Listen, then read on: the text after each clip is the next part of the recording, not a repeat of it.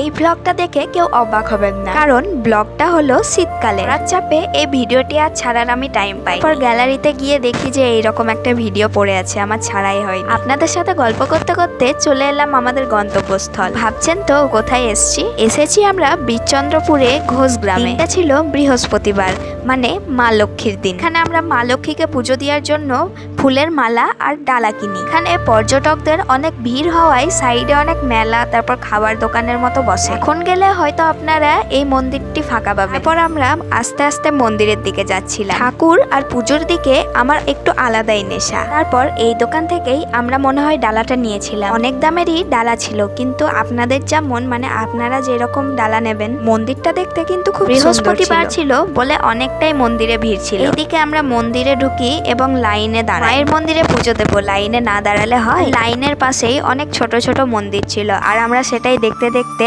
মায়ের মন্দিরের কাছে আসি। গর্ভগৃহের ভিতরেও ছিল অনেকটা পরিমাণে ভিড়, আর আমরা ঠেলাঠেলি করে পুজো দিই। তো আমাদের ঠাকুর দর্শন খুব ভালোভাবেই হয়েছিল।